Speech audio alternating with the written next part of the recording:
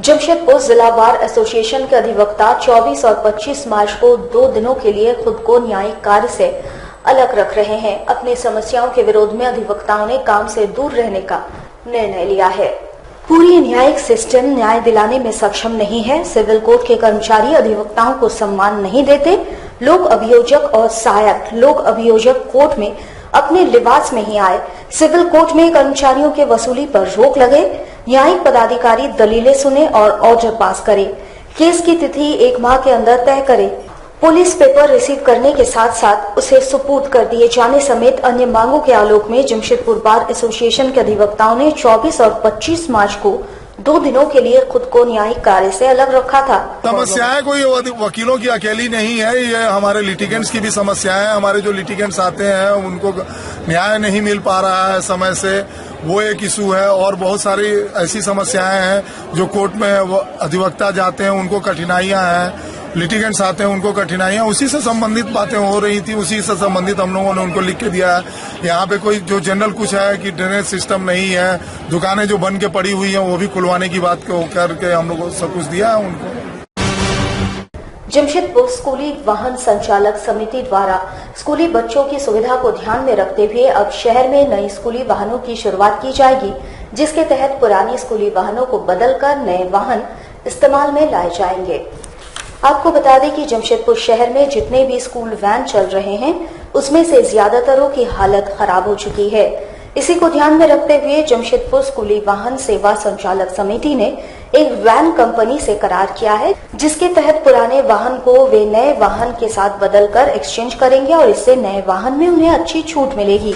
साथ ही साथ समिति द्वारा पहली बार चालकों के लिए ESI सुविधा उपलब्ध कराई जा रही है।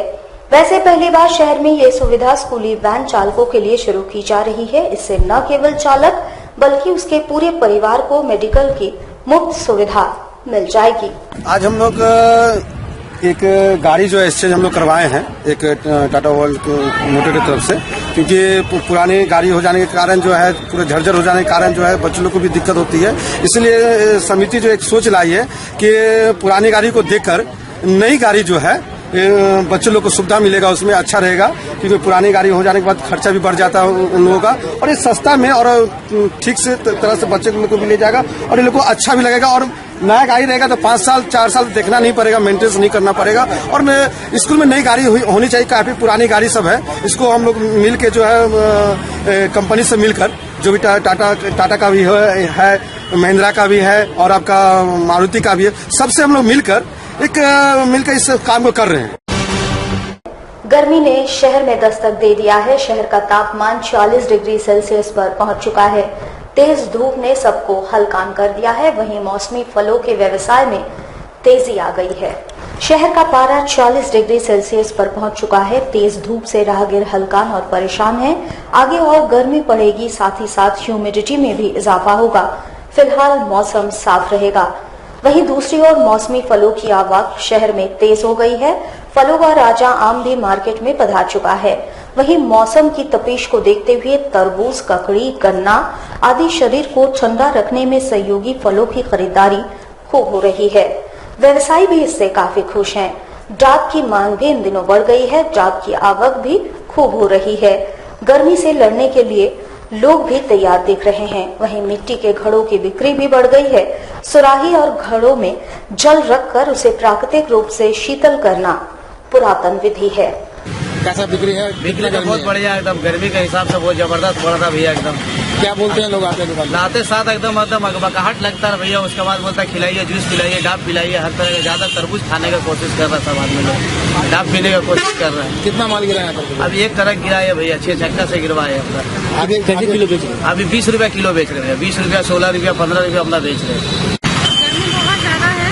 हम लोग को सवेरे स्कूल ट्यूशन कॉलेज के लिए निकलना पड़ता है। इसके चलते हम लोग सवेरे से पानी बोतल सब कुछ स्टाफ सबको छाता उता लेके चलना पड़ता है। और सवेरे तक तो ठीक रहता है मौसम, धूप सवेरे से ही रहता है, लेकिन शाम होते होते ठंडा ठंडा लगता है। लेकिन हम लोग को शाम तक का पूरा घर से सब कुछ लेके ही चलना पड़ता है। बोतल, छाता, स्टाफ का सब कुछ लेके चलना पड़ता है। दुबई में आयोजित गोल्डन एजुकेशन स्कूल फोरम के कार्यक्रम में जमशेदपुर के शिक्षक ने अपना परचम लहराया है। अब जमशेदपुर के बच्चे को अंतर्राष्ट्रीय स्तर के स्कूलों में अपनी प्रतिभा को दिखाने का अवसर प्राप्त होगा। पिछले दिनों 18 और 19 मार्च को दुबई में गोल्डन एजुकेशन स्कूल फोरम विषय पर अंतर्राष्ट्रीय सम्मेलन का आयोजन किया गया था। पूरे विश्व से 1100 से अधिक शिक्षक इसमें भाग लिए थे। हिंदुस्तान से मात्र 7 लोगों का ही चयन इस कॉन्फ्रेंस के लिए हुआ था, जिसमें से जमशेदपुर के केरला पब्लिक स्कूल के शिक्षक आशीष कपूर शामिल थे। दुबई के स्कूल जेम्स वर्ल्ड के साथ केरला पब्लिक स्कूल कदमा का MOU भी हुआ है, जिसके तहत हर वर्ष 3 बच्चे को अंतर्राष्ट्रीय स्तर की शिक्षा प्राप्त करने का अवसर होगा। स्कूल के द्वारा उनके स्वागत के लिए तैयारी भी की गई थी। पत्रकारों के साथ बात करते हुए शिक्षक आशीष कपूर ने कहा कि हमें एक नया अनुभव प्राप्त हुआ है। अंतर्राष्ट्रीय स्तर की शिक्षा को देखकर ये प्रतीत होता है कि हमें अभी बहुत कुछ सीखना होगा। मैंने अपने जीवन का एकमात्र लक्ष्य भी चुन लिया है, कमजोर बच्चों को शिक्षित कर उन्हें समाज के मुख्य धारा से जोड़ना है। विदेशों में दिए जाने वाली शिक्षा को नई टेक्नोलॉजी से जोड़कर रखा गया है। आने वाले दिनों में हम भी इस टेक्नोलॉजी का इस्तेमाल कर अपने शिक्षा के स्तर को ऊंचा करने का प्रयास करेंगे। मैं ये फोरम के लिए कुछ 2 साल से अप्लाई कर रहा था। 2 साल के बाद मुझे तीसरा साल में अपॉर्चुनिटी मिला कि मैं इस फोरम में पार्ट ले पाऊँ, और ख़ासकर इस फोरम का नाम है global education and skills forum, जो हर साल आयोजित किया जाता है दुबई में। और इस फोरम में आपको कुल 1100 teachers all over the world एकत्रित हुए थे, जिसमें कुछ जर्नलिस्ट भी थे, कुछ प्रोफेसर्स भी थे, कुछ लेक्चरर्स भी थे, एंड इंडिया से हम 7 टीचर थे। और मैं आशीष कपूर जो झारखंड रिप्रेजेंट कर रहा था और पूरे ईस्टर्न इंडिया को रिप्रेजेंट कर रहा था, क्योंकि ईस्टर्न इंडिया से मैं अकेला था। और ये फोरम में आपको ये सिखाया जाता है कि बच्चों को किस तरह से एक इफेक्टिव वे से पढ़ाया जाए। आप देखा जाए तो कंटेंट और सिलेबस बहुत लार्ज है, बहुत ज़्यादा है हमारे बच्चों के लिए, बट आप उसको किस तरह से पढ़ाओ कि उसे एक तरह का उन्हें शॉर्टकट लगे, एक तरह का उन्हें सिंपल और इफेक्टिव लर्निंग लगे। तो ये सब पॉइंट के मतलब देखते हुए ये फोरम को आयोजित किया जाता है। और एंड मुझे इंडिया से एकमात्र टीचर थे हम, जो नेक्स्ट दिन मतलब कॉन्फ्रेंस खत्म होने के बाद मुझे एक अपॉर्चुनिटी मिला कि मैं जेम्स वर्ल्ड एकेडमी स्कूल जो है, जो दुबई का सबसे बेस्ट स्कूल में माना जाता है, वहाँ पर मैं एक दिन पूरा समय व्यतीत किया अपने बच्चों के साथ। और बहुत अच्छा लगा, क्योंकि वहाँ पर जो टेक्नोलॉजी है बहुत फास्ट है, और हमारे बच्चों को लैब का ट्रेनिंग आना बहुत ज़रूरी है। और वहाँ लैब बहुत इक्विप्ड है, टेक्निकली बहुत साउंड है, बहुत टेक्निकल इंस्ट्रूमेंट्स बहुत ज़्यादा है, तो उससे बच्चों का हाथ अच्छा बैठता है। तो ये पॉइंट देखते हुए मैंने विज़िट किया और बहुत कुछ सीखने मिला। मैंने खुद भी माइक्रो प्रोसेसर और ये सब का कोडिंग कुछ पॉइंट तक मैंने सीखा, और एट द सेम टाइम उसमें आपका बहुत अच्छा एक्सपीरियंस रहा। वहीं केरला पब्लिक स्कूल की प्राचार्य शर्मिला मुखर्जी ने कहा कि हम लोगों के लिए हर्ष का विषय है कि हमारे शिक्षक के प्रयास से हमारे यहाँ पढ़ रहे बच्चों को अंतर्राष्ट्रीय स्तर पर अपनी पहचान बनाने का अवसर प्राप्त हुआ है। और इसमें क्या होता है, हमको भी पता चलता है कि बाहर क्या हो रहा है। इसमें बच्चों को बहुत इंफॉर्मेशन मिलते हैं, वो आगे के लिए तैयार होते हैं फ्यूचर के लिए। और उनका नॉमिनेशन स्टूडेंट्स के द्वारा किया गया था। ये कुछ स्टूडेंट्स नॉमिनेट करते हैं कि हमारे ये teacher he is eligible for that. फिर वो स्कूल से उन डिटेल मांगते हैं उन टीचरों का कि ये टीचर एलिजिबल है कि नहीं। तो हमारी तरफ से वो नॉमिनेशन भेजा गया था कि हमारे ये टीचर इज़ एब्सोल्युटली इसके लिए काबिल हैं, बहुत अच्छे हैं, और उसके बाद उनका सिलेक्शन हुआ था। तो पिछले 1 हफ्ता दुबई में ये ट्रेनिंग हुआ, अभी आज ही हुआ वापस आ। शहर के नदी घाटों में गंदगी का अंबार लगा हुआ है। लोक आस्था का महापर्व चैती छठ आने ही वाला है। प्रशासन के लिए घाटों को दुरुस्त करना किसी चुनौती से कम नजर नहीं आ रहा है। लोक आस्था का महापर्व छठ नजदीक आ चला है। चैती छठ के लिए श्रद्धालु तैयारी में जुट गए हैं, पर शहर के नदी घाटों की बात करें तो नदी घाटों में कचरे का अंबार लगा हुआ है। न केवल खरकाई बल्कि स्वर्ण रेखा नदी के सभी घाटों की स्थिति अत्यंत दयनीय है। अब इतने कम समय में घाटों को साफ करना प्रशासन के लिए चुनौती होगी। घाटों का नजारा हम आप तक पहुंचा रहे हैं।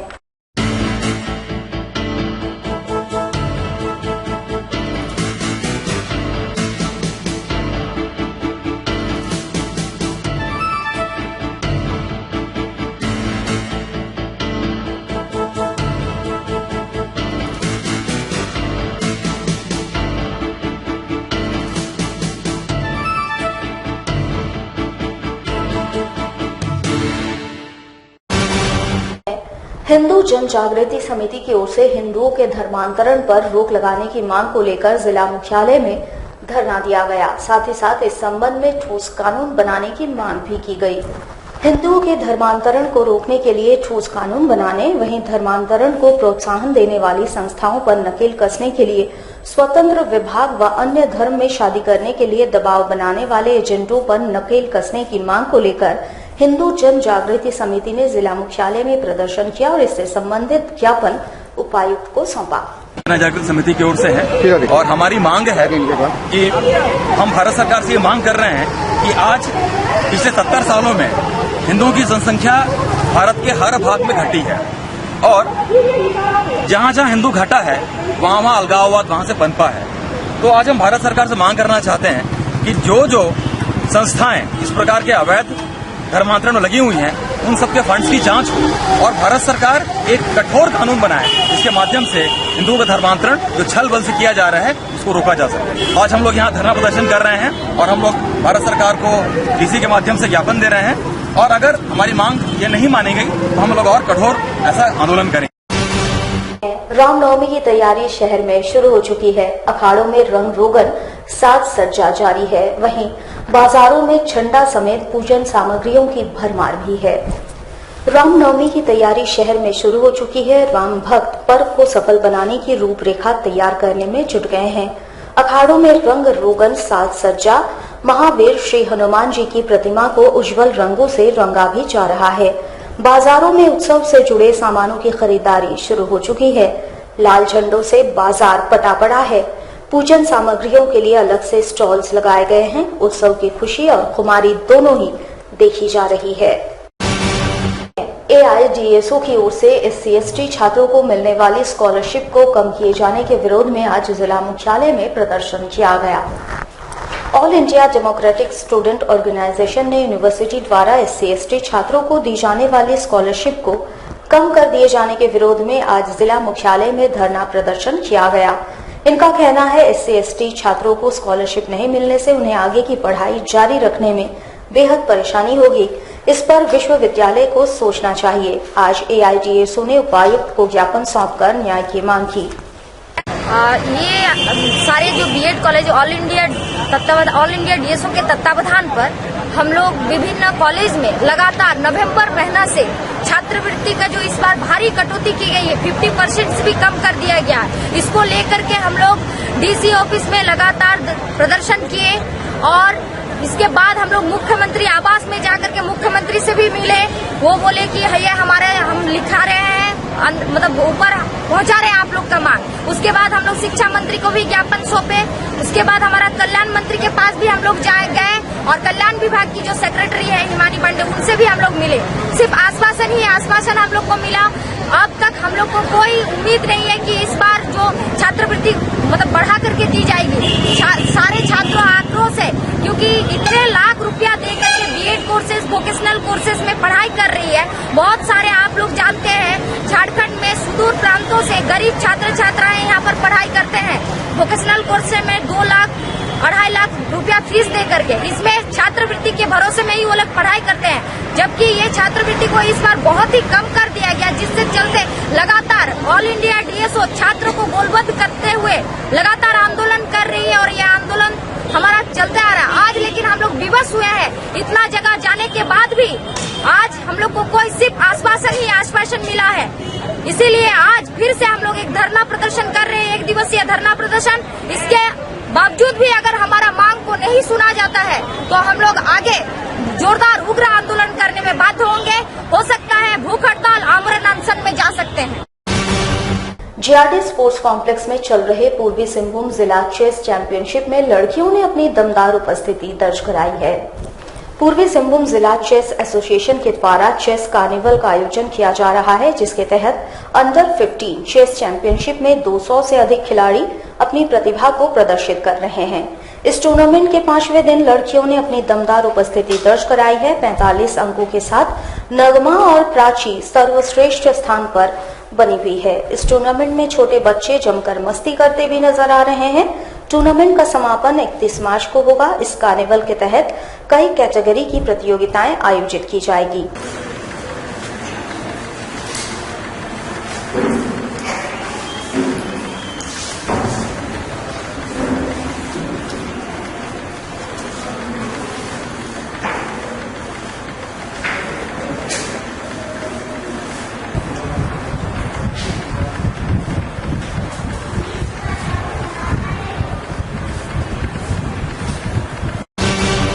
जमशेदपुर के बारेडी पोस्ट ऑफिस मैदान में 2 दिवसीय श्याम महोत्सव का आयोजन किया जा रहा है, जिसकी शुरुआत शुक्रवार से हुई। महोत्सव में मुंबई से आए कलाकार अपने भजनों से श्रोताओं को भक्ति रस में सराबोर कर रहे हैं। प्रत्येक वर्ष इसका आयोजन किया जाता है। 2 दिनों तक चलने वाले इस महोत्सव की शुरुआत शुक्रवार से हुई। बड़ी संख्या में यहां भक्तों ने पहुंचकर भक्ति रस का आनंद लिया। वैसे इस महोत्सव का मुख्य आकर्षण का केंद्र यहां मुंबई से आए कलाकार और विशेष झांकियां है, जो लोगों को भक्ति रस में सराबोर करती नजर आ रही है।